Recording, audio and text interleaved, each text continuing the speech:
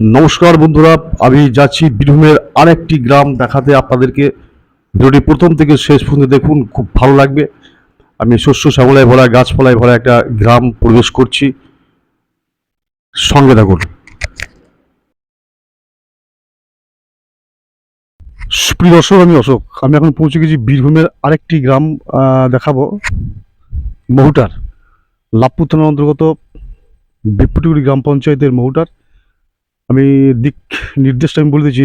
বোলপুর লাভপুর সড়কের উপর যে কঙ্কালে যে সড়কটি গেছে, ইন্দাস ভরতুর বাস স্ট্যান্ডে নেমে পশ্চিম দিকে 1 কিলোমিটার এলেই এই মহুটার পাশেই কুয়ে নদী। আমি পুরো গ্রামটা দেখাবো, সঙ্গে থাকুন। স্টপ। গ্রামের ভিতর দিকে আমি এগিয়ে যাচ্ছি। খুব সুন্দর রাস্তাঘাট, গ্রাম প্রবেশের এটাই প্রথম রাস্তা। গ্রাম আমরা প্রবেশ করে ফেলেছি। কয়েকজন মহিলা বসে আছে, তাদের সঙ্গে আমি কথা বলবো।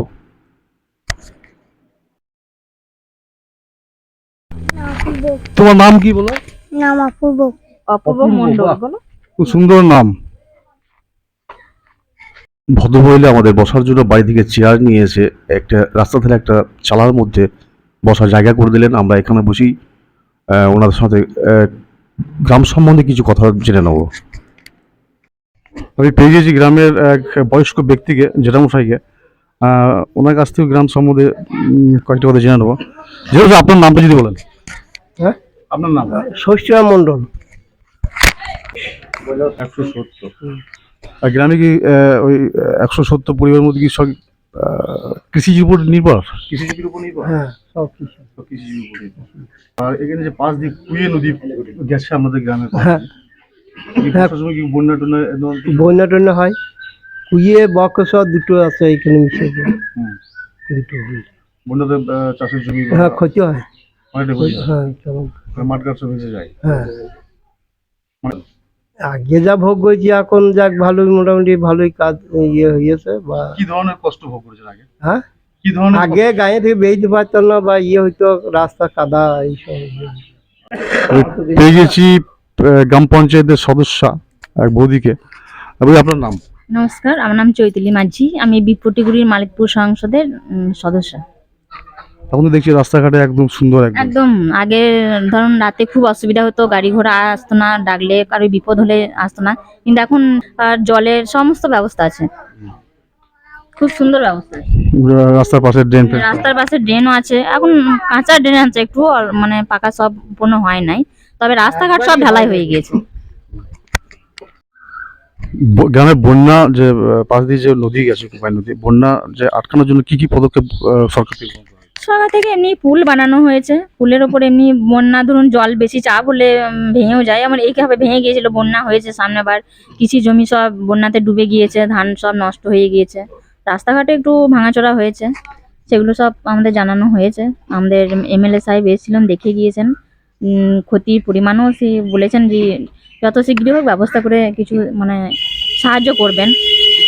মানে সমস্ত কৃষি জমি ধান নষ্ট হয়ে গিয়েছে, বিলের জমি তো সব ধান। Thank you. পঞ্চায়েত সদস্যর মুখ দিয়ে শুনলেন গ্রামের সমস্যাগুলো এবং কি করেছেন, সবই শুনতে পেলেন। সঙ্গে থাকুন। আমরা গ্রামের আরও ভিতরে যাওয়ার চেষ্টা করছি। আমরা ছুটে চলেছি গ্রামের পশ্চিম দিকে। এখানে ডান দিকে আরেকটি রাস্তা চলে গেছে। আমরা সোজা যাচ্ছি গ্রামের পশ্চিম পাড়ার দিকে। চারিদিকে সবুজে ভরা ছোট্ট গ্রাম মহুটার, লাভপুরের মহুটার। আমরা এগিয়ে যাচ্ছি সেই পশ্চিম পাড়ার উদ্দেশ্যে। এখানে একটি মঠ দেখতে পাচ্ছি, কালী মন্দির সম্ভবত। এখনো কমপ্লিট হয়নি, কাজ বাকি আছে। খুব সুন্দর একটি কালী মন্দির তৈরি হচ্ছে। বালি এখনো পড়ে আছে, এখনো হয়তো কমপ্লিট হবে, কাজ হবে। আমরা আরও চললাম পশ্চিম দিকে বরাবর, যে রাস্তা বেরিয়ে গেছে, দুদিকে পাকা বাড়ি, ছোট্ট একটি গ্রাম। আমরা সম্ভবত পৌঁছে গেছি শেষ প্রান্ত, পশ্চিম অংশে, মানে পশ্চিম পাড়াতে। এখানে ট্রাক্টর রাখা আছে, কৃষিজীবীর যে গ্রাম। দেখতে পাচ্ছেন গৃহবধূ গাছের তাল কোড়াচ্ছে, মানে তালের বড়া, খুব সুন্দর সুস্বাদু খেতে। আমরা এটাই সম্ভবত শেষ প্রান্ত গ্রামের, ছোট্ট একটি গ্রাম। শস্য শ্যামলায় ভরা, গাছপালায় ভরা, সবুজে ভরা ছোট্ট একটি কুড়ি নদীর তীরে এই মহুটার গ্রামটি। আমরা একদম দেখতে পাচ্ছেন যে গ্রামের এর পরে অন্য একটা গ্রাম পড়বে। সঙ্গে থাকুন। আমার সঙ্গে আছে দেবু। এখন মহুটার গ্রামে হাঁটছি আমরা।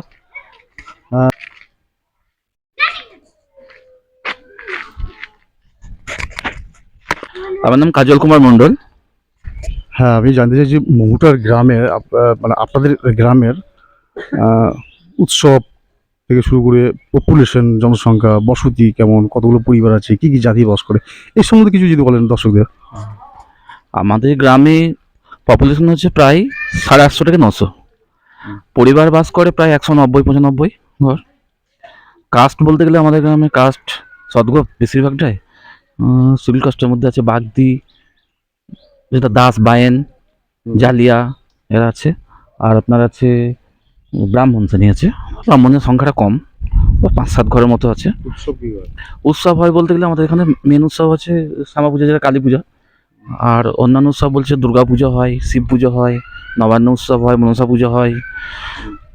তারপর এই ভাজা উৎসব গ্রামীণ যেগুলো, আরও নানা রকম বিভিন্ন রকম ছোটোখাটো উৎসব আরও আছে। কতগুলো পাড়া আছে? এই 6টা পাড়া আমাদের। আচ্ছা, এখানকার এই গ্রামে ছেলেমেয়েরা উচ্চশিক্ষা করতে হলে কোথায় যায়?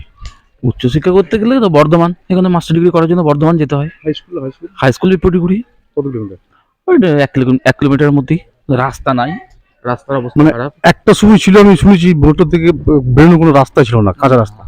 হ্যাঁ, বর্তমানে পাকা রাস্তা একটা হয়েছে, সেটা ইন্দাসকে যেতে হবে। ডাইরেক্ট বিপুটিগুড়ি যাওয়ার জন্য আমাদের গ্রামে কোনো স্কুল মানে রাস্তা নাই।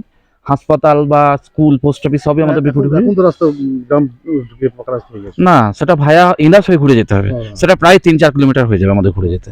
আর এদিকে যে 1 কিলোমিটারের মধ্যে আমরা বিপুটিগুড়ি পাবো, সেখানে কিন্তু কোনো রাস্তা নেই। সেটা একটা মেট্রো রাস্তা, তাতে বর্ষার সময় মানে ছাত্রছাত্রীদের যাওয়া খুবই কষ্ট। তারা সাইকেল নিয়ে ইন্দাস হয়ে ঘুরে বিপুটিগুড়ি স্কুলে যায়। থ্যাংক ইউ, ধন্যবাদ। অনেক কিছু তথ্য আমরা শুনলেন। গ্রামের কৃষক বন্ধু তার গৃহপালিত যে গবাদি পশু লালন পালন করছে, সেই চিত্র আমরা তুলে ধরেছি আপনাদের সামনে। অনেকগুলো গরু দেখুন, তার সুন্দর পরিপাটি করে চালার পথে খাওয়াচ্ছে কৃষক বন্ধু, আর লালন পালন করে ব্যস্ত আছে। গ্রামের গৃহবধূ মাঠ থেকে বোঝাই করে ঘাস নিয়ে আসছে গবাদি পশু খাওয়ার জন্য। খুব সুন্দর একটি গ্রাম যারা ভালোবাসেন তাদের জন্য এই